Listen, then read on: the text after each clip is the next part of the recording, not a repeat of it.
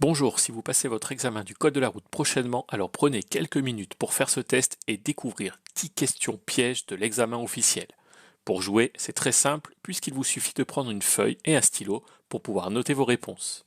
À la fin du questionnaire, nous verrons ensemble la correction. Comme lors de l'examen officiel, vous disposez de 20 secondes pour répondre à partir de la fin de la lecture sonore. Bon courage, c'est parti. Une acuité visuelle de 10 dixièmes me permet de lire un panneau d'entrée d'agglomération à 25 mètres, réponse A, 50 mètres, réponse B, 75 mètres, réponse C, 100 mètres, réponse D.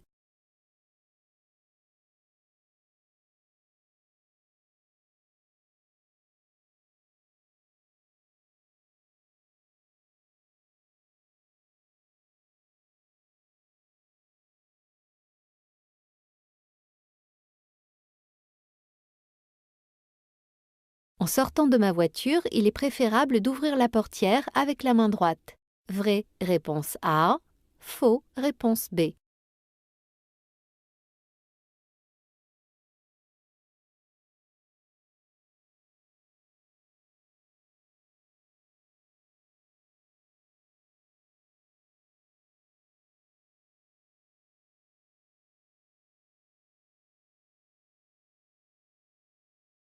Un motard me dépasse puis il tend la jambe droite. Cela signifie qu'il me remercie.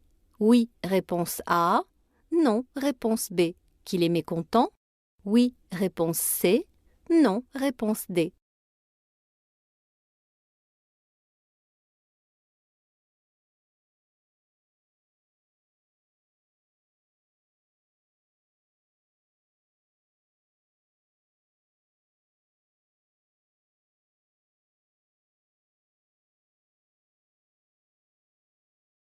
La taille des panneaux de signalisation dépend de la limitation de vitesse, réponse A, de l'environnement extérieur, réponse B.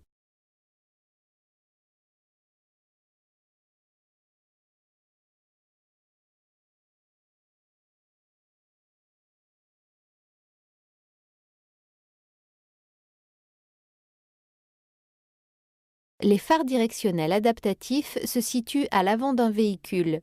Vrai, réponse A. Faux, réponse B.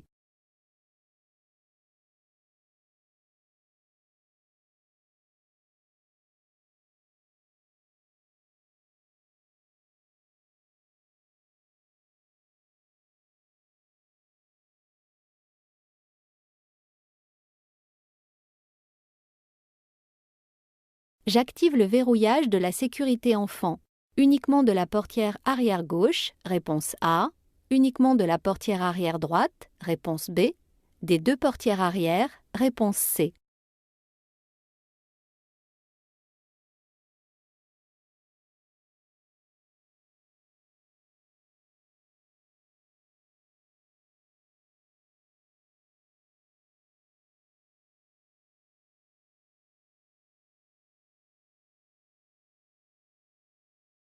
J'ai dû parcourir plus de 3 km pour trouver une station de gonflage.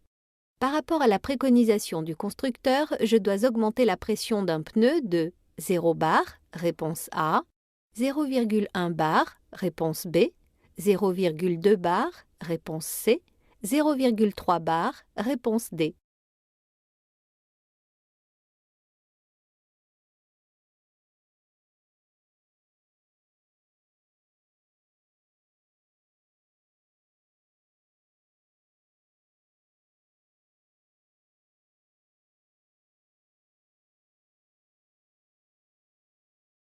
Cette photographie représente un frein à disque, réponse A, un frein à tambour, réponse B.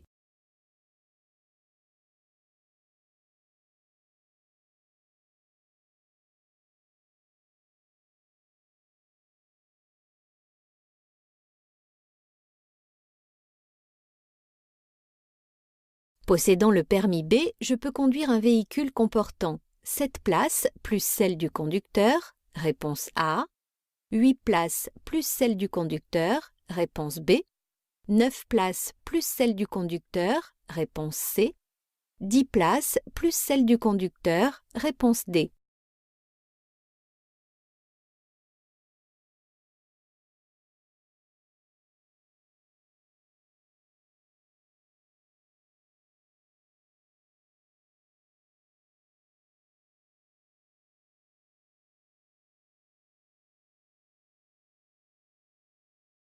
Pour stationner ou m'arrêter, je dois conserver un espace de 5 mètres avant un passage pour piétons. Oui, réponse A. Non, réponse B. Après un passage pour piétons? Oui, réponse C. Non, réponse D.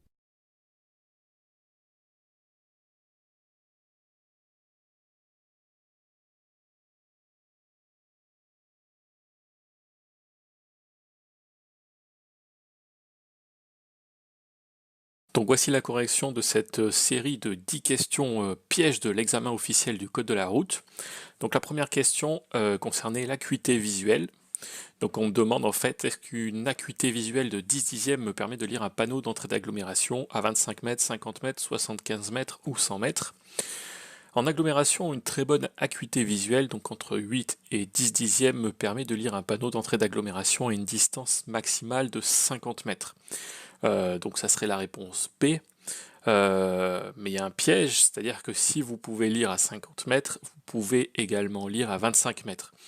Donc il ne faut pas répondre uniquement B, puisque vous allez avoir faux, mais il faut répondre A et B, 25 mètres et 50 mètres. Deuxième question, en sortant de ma voiture, il est préférable d'ouvrir la portière avec la main droite. Est-ce que c'est vrai ou est-ce que c'est faux?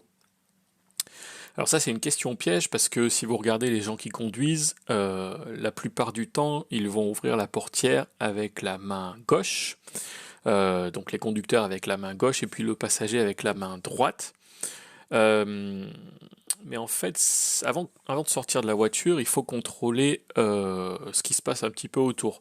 Donc il faut contrôler le rétroviseur extérieur gauche, et puis également l'angle mort, c'est-à-dire il faut contrôler la présence, ou plutôt l'absence de véhicules, de cyclistes, de piétons, etc. Et en fait, en utilisant votre main droite, ça va vous forcer en fait à vous tourner vers l'arrière, et vous allez pouvoir plus facilement voir ce qui se passe derrière, regarder l'angle mort. Donc en sortant de ma voiture, il est préférable d'ouvrir la portière avec la main droite, réponse A, et non avec la main gauche.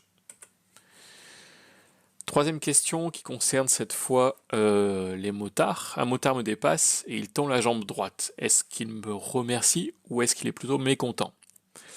Cela signifie en fait qu'il me remercie. Donc le fait de tendre la jambe plutôt que de faire un signe de la main permet au motard de garder les mains sur le guidon et donc de continuer à piloter en toute sécurité. Donc il me remercie, réponse A. Est-ce qu'il est mécontent? Bah non. Donc les bonnes réponses étaient A et D. La taille des panneaux de signalisation dépend-elle de la limitation de vitesse ou de l'environnement extérieur? La taille des panneaux de signalisation dépend de la limitation de la vitesse et non de l'environnement extérieur. Par exemple, un panneau de direction sera 2 fois plus gros sur une autoroute où la limitation de vitesse est à 130 km/h que dans une agglomération où la limitation de vitesse est à 50 km/h. Donc la taille des panneaux de signalisation dépend de la limitation de vitesse, réponse A. Les phares directionnels adaptatifs se situent à l'avant ou à l'arrière d'un véhicule. Là, c'est une question un peu difficile parce que finalement, il n'y a pas beaucoup de monde qui sait ce que sont des phares directionnels adaptatifs. On les retrouve plutôt sur des véhicules haut de gamme. Certains véhicules haut de gamme, ce sont des phares qui se situent à l'avant. Et dans un virage, les phares pivotent automatiquement pour permettre une meilleure vision de la chaussée. Donc, ils se situent à l'avant. Réponse A. Une photographie avec un couple peut-être à l'avant de la voiture et puis un enfant à l'arrière. Est-ce qu'il faut activer le verrouillage de la sécurité enfant uniquement côté gauche, arrière gauche, uniquement à l'arrière droit, ou aux deux portières, sachant que la petite fille est du côté arrière droit? Donc on serait tenté de dire qu'il faut uniquement activer le verrouillage de la sécurité enfant côté arrière droit. Mais par contre, en fait la bonne réponse c'est il faut activer des deux côtés. Même s'il n'y a qu'un seul enfant, effectivement on ne sait jamais ce qui peut se passer, si l'enfant arrive à se détacher et puis à bouger, à se déplacer à l'arrière du véhicule, il faut toujours activer le verrouillage de la sécurité enfant des deux portières arrière. J'ai dû parcourir plus de 3 km pour trouver une station de gonflage. Est-ce que par rapport à la préconisation du constructeur, hein, à ce qui est indiqué sur la notice, est-ce qu'il faut augmenter la pression de 0 bar, c'est-à-dire qu'on n'augmente pas finalement 0,1 bar, 0,2 bar, 0,3 bar? Alors ce qu'il faut savoir, c'est que pour vérifier mensuellement la pression de pneu, il est nécessaire que celui-ci soit froid, c'est-à-dire qu'il ait parcouru moins de 3 km. Dans le cas contraire, par exemple, si je dois effectuer plus de 3 km pour trouver une station de gonflage, ce qui est généralement le cas, il est nécessaire de majorer, donc d'augmenter la pression préconisée par le constructeur de 0,3 bar pour compenser l'échauffement du pneu. La bonne réponse était donc la réponse D. Cette photographie représente un frein à disque ou un frein à tambour. Question un petit peu difficile parce qu'on a souvent du mal à voir la différence, hein. Donc sur la photographie, on voit un frein à disque. Donc c'est un système utilisant un disque fixé sur le moyeu de la roue et des plaquettes venant frotter de chaque côté du disque. La force de frottement entre les plaquettes et le disque crée le couple de freinage, mais aussi de la chaleur qui doit être évacuée le plus rapidement possible pour éviter une déformation ou même une destruction du disque. Donc cette photo représente un frein à disque, c'est la réponse A.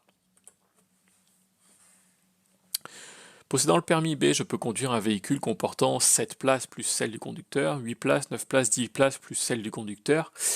Ce qu'il faut savoir, c'est que quand vous possédez le permis B, vous pouvez conduire un véhicule comportant 9 places au maximum, mais 9 places incluant celle du conducteur.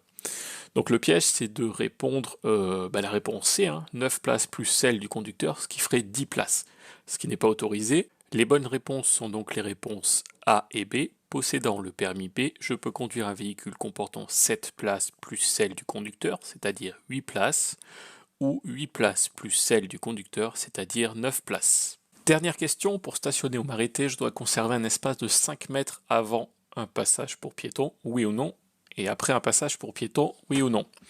La difficulté, c'est on ne sait pas trop en fait.